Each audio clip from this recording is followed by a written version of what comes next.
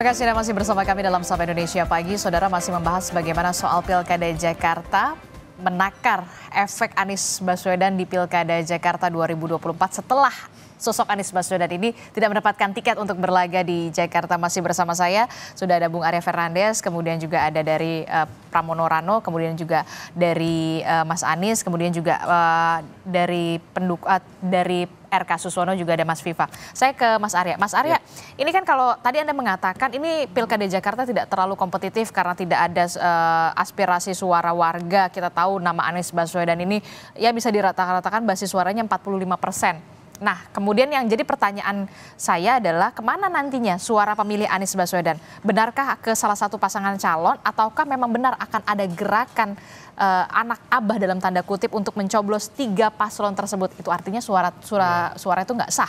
Baik, kalau kita lihat sejak 2017 ya, dan kemudian Pilpres di 2024 maksud saya, itu sebenarnya pemilihnya Pak Anies ini sudah teruji. Dia teruji dalam kompetisi yang kompetitif di 2017, ketika itu putaran kedua. Di putaran pertama Pak Anies kalah dengan Pak Ahok, ya. Kemudian di putaran kedua menang dengan angka 57%. Nah, kemudian teruji lagi di Pilpres yang kompetitif di 2024. Artinya dalam rentang waktu itu sebenarnya Pak Anies memiliki basis suara yang loyal, yang jelas, ya. Dalam kondisi Pilkada Jakarta tentu saya kira faktor endorsement dari beliau ini akan sangat mempengaruhi wajah Pilkada DKI. Siapa yang akan menang, kemana suaranya akan berlabuh. Tapi kita ambil contoh misalnya Pilpres 2024 kemarin. Pak Jokowi sebagai petahana kita kenal punya daya dorong, daya pikat yang besar. Di saat awal ketika itu Pak Jokowi dilihat oleh masyarakat mulai condong ke Pak Ganjar ketika itu, Pak Ganjar suaranya cukup naik tinggi, kemudian pada satu titik mengalami masa peaknya, stagnasi dan perubahannya Pak Jokowi mulai kelihatan mengendorse Pak Prabowo dan mulai terjadi perubahan. Di Pilkada DKI Jakarta saya kira pilihannya tentu di sisi Pak Aniesnya ya. Apakah Pak Anies akan menunjukkan dukungannya kepada salah satu dari dua kandidat ini, apakah ke Pak Pram atau Pak RK, dan itu akan saya kira akan menentukan. Karena kalau kita lihat basisnya suara Pak RK itu kecil di bawah Pak Ahok. Pak Ahok itu sekitar 30% berdasarkan survei terakhir. Pak RK hanya kurang dari 20%. Mas Pram juga saya kira mungkin juga lebih kecil dibandingkan Pak RK. Jadi saya kira setengah dari populasi Jakarta itu masih akan dipengaruhi oleh kemana Pak Anies Baswedan. Tapi yang juga kemudian jadi pertanyaan saya, apakah nanti Anies Baswedan ini akan menunjukkan keberpihakannya ke Mas Pram atau ke Bung RK? Itulah yang kemudian jadi pertanyaan untuk mempengaruhi, atau memang ya sudah tidak akan kemana-mana nih? Ada dua pilihan saya kira. Pilihan yang pertama itu akan bergantung soal Pilpres 2029. Ya. Kalau itu dilakukan, saya kira Pak Anies akan memilih posisi netral. Karena bagaimanapun tentu beliau akan bergantung lagi pada partai, meskipun Pak Anies nanti akan membuat partai politik ya. Kalau kita lihat klausul pencalonan itu kan masih mengacu pada perolehan suara partai di 2024. Jadi untuk menjaga hubungan dengan partai, bisa saja Pak Anies akan memilih posisi netral. Ya. Tapi kalau misalnya Pak Anies, tapi bisa juga kemungkinan Pak Anies memilih di antara Pak RK dan Pak Mas Pram. Ya. Seberapa besar peluangnya, netral atau mengendorse? Saya belum tahu, kita lihat tergantung Mas Sahaden dan teman-teman. Tapi kalau kita lihat tentu saya nggak tahu, dua-duanya kemungkinannya besar. Karena hubungan dengan PDIP mulai membaik ya. Ada Pilkada DKI, ada Jawa Barat gitu ya. Dan Pak Anies juga sadar PDIP juga saat ini mungkin di Pilpres 2029 kalau hubungannya membaik, mungkin Pak Anies bisa salah satu kandidat potensial di PDI Perjuangan. Ya. Tapi di partai-partai lain mungkin posisinya lebih sulit ya, karena susah membayangkan bagaimana beberapa partai pendukung Pak Anies terutama ya, yang kemudian seolah menunjukkan ada proses penjagalan di pilkada, kemudian Pak Anies mendukung koalisi RK misalnya, itu sepertinya susah membayangkan. Dan mungkin untuk saat ini posisi netral mungkin menurut saya itu lebih akan dipilih oleh Pak Anies. Posisi netral akan lebih mungkin dipilih untuk saat ini. Benarkah demikian, Pak Sarin? Ya, jadi gini, kita harus lihat ke belakang bahwa semua sudah tahu, semua lembaga survei menangkap bahwa preferensi warga DKI Jakarta terhadap pilkada yaitu ke Anies. Dan yang kedua adalah Ahok. Itu tidak bisa dipungkiri. Betul. Yang kedua, ternyata bahwa apa yang menjadi aspirasi warga masyarakat ini kan tidak tertangkap dengan baik oleh elit politik. Buktinya adalah apa yang menjadi keputusan di elit politik partai tidak mencerminkan apa yang menjadi aspirasi warga.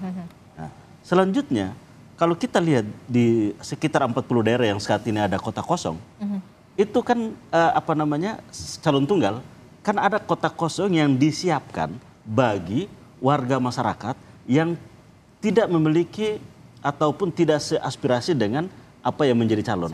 Artinya bahwa haknya itu terfasilitasi melalui kota kosong.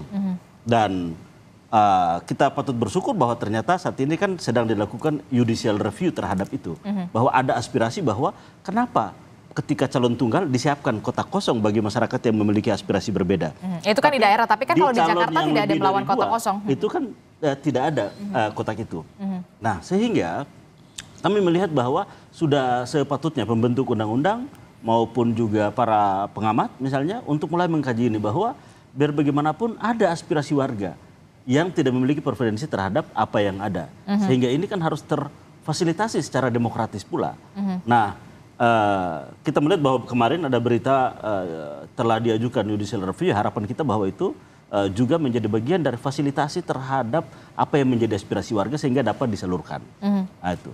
Dan selanjutnya tentunya bahwa apa yang menjadi pilihan Mas Anies ya tentunya kita belum tahu apa yang menjadi pilihannya. Tapi bahwa faktanya begitu banyak masyarakat yang tidak menjadikan apa yang ada ini sebagai bagian dari pilihan-pilihannya. Nah, di mana menyalurkannya?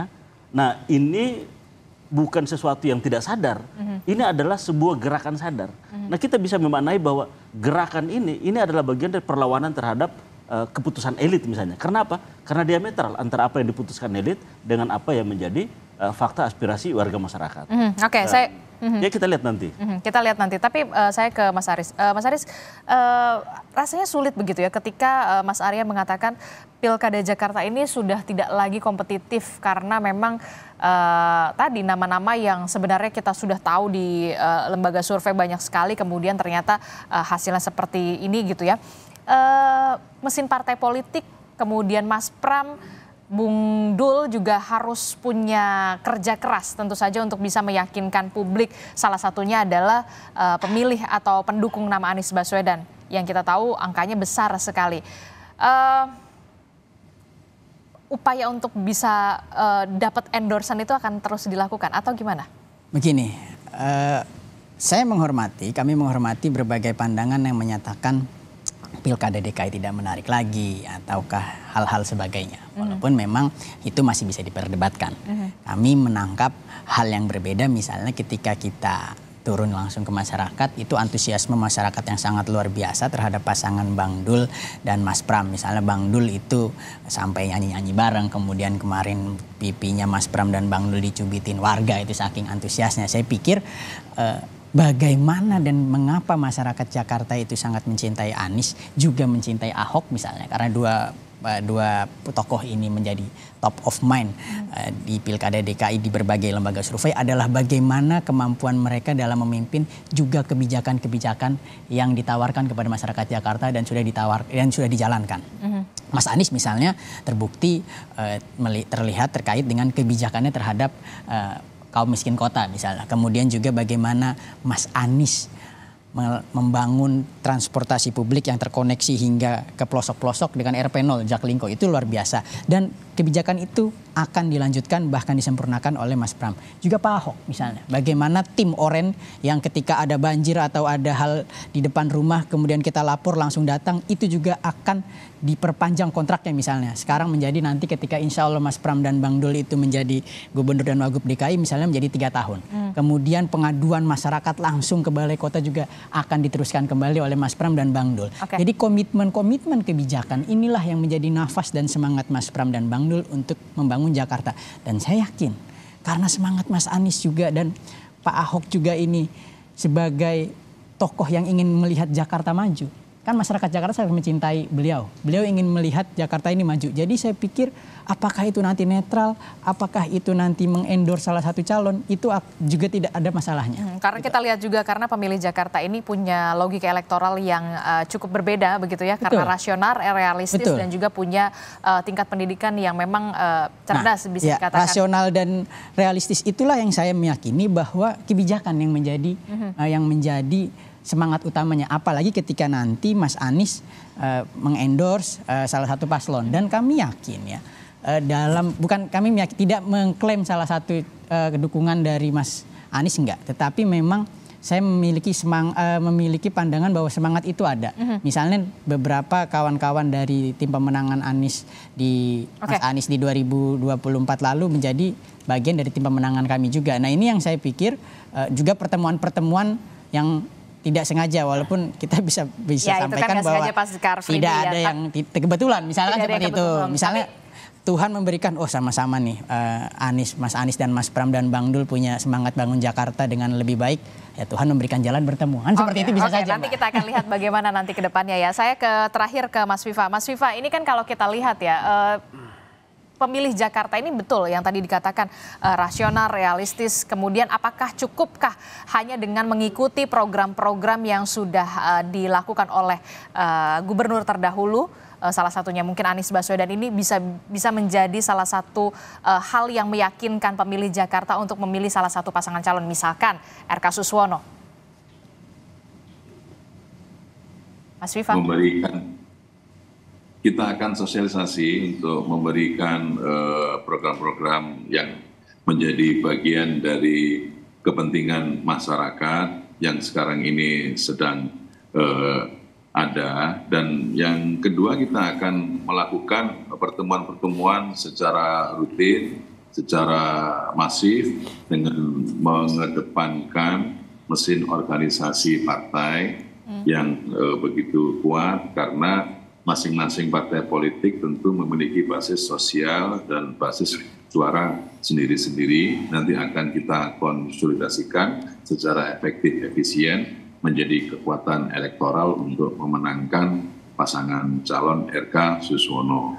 Jadi kebutuhan terhadap sosialisasi dan pertemuan dengan masyarakat Jakarta itu penting bagi kami untuk mengetahui apa saja aspirasi yang menjadi bottleneck yang harus kita kembangkan dan harus kita tingkatkan agar termasuk itu juga solusinya ya, Mas Viva, program yang solutif bagi pembangunan di Jakarta. Intinya bahwa kalau kemudian ada gerakan coblos 3 pasangan calon itu ya sebaiknya dihentikan, karena itu mungkin karena rasa kekecewaan, kita menyadari itu, tapi itu bukan menjadi bagian dari program untuk meningkatkan demokrasi.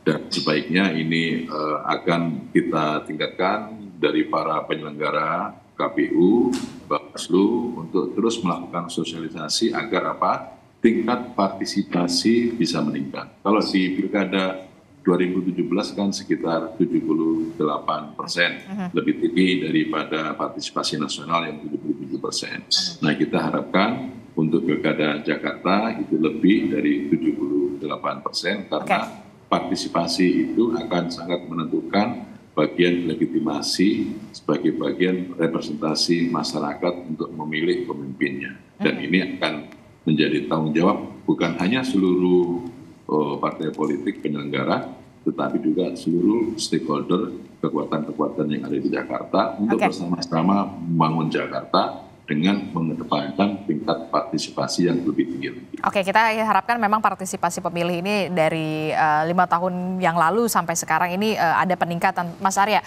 terakhir, cukupkah kemudian pasangan calon RK Suswono, Pramono Rano, Dharma Pongrekun ini hanya mengikuti saja atau menyempurnakan saja program-program yang sudah dilakukan oleh Mas Anies Baswedan untuk menggait pemilih dari suara Anies Baswedan untuk meyakinkan suara pemilih Anies Baswedan, ataukah ada hal yang lain menurut Anda? Kalau kita tadi Anda sudah menyebutkan, padahal paslonnya ada 3 nih, tapi yang diomongin tetap Mas Anies lagi gitu. Ya, saya kira gini, Jakarta itu setelah tidak lagi menjadi ibu kota negara, itu dalam Undang-Undang Daerah Khusus Jakarta itu diproyeksikan visinya adalah sebagai kota global, kota dengan perekonomian nasional, gitu pusat ya. bisnis, pusat bisnis segala macam, pusat ekonomi nasional. Jadi saya kira mungkin kontinuitas penting, tapi di satu sisi yang lain itu kandidat memang harus punya satu gagasan baru, program baru yang bisa mendukung visi Jakarta sebagai kota global. Jadi harus ada program baru. Saya kira harus ada program baru yang mungkin tidak lagi program-program yang biasa. Kalau soal kemacetan, kemudian kesehatan, infrastruktur, itu saya kira program yang sudah biasa, nggak menarik lagi bagi masyarakat, gitu ya. Dan itu memang program dalam undang-undang pemerintahan daerah itu memang urusan wajib pemerintahan daerah, sesuatu yang mesti dilakukan siapapun gubernurnya. Jadi saya kira untuk mendukung visi Jakarta, memang kandidat harus punya visi jangka panjang, step by step untuk mendukung gagasan kota Jakarta sebagai kota global. Itu yang pertama. Yang kedua menurut saya tentu juga adalah karena Jakarta ini punya pendapatan asli daerah yang besar dan APBD-nya besar, 80 triliun plus gitu ya.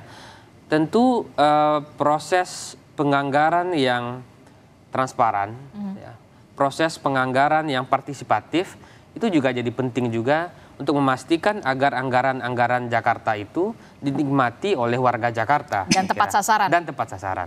Kita akan tunggu bagaimana tidak hanya untuk mengikuti saja program-program dari Anies Baswedan, dari Ahok, tapi juga kita tunggu tentu saja ada program-program yang benar-benar baru, benar-benar fresh dari ketiga pasangan calon ini untuk bisa menyelesaikan permasalahan yang ada di Jakarta tentu saja dengan solusi. Begitu ya. Terima kasih Mas Arya Fernandes, Mas Aris, Mas Arin, terima kasih telah bergabung bersama kami di studio, dan juga sudah ada Mas Viva Yoga melalui sambungan Zoom sudah bergabung juga bersama kami. Terima kasih Bapak-bapak, selamat pagi. Assalamualaikum. Selamat pagi.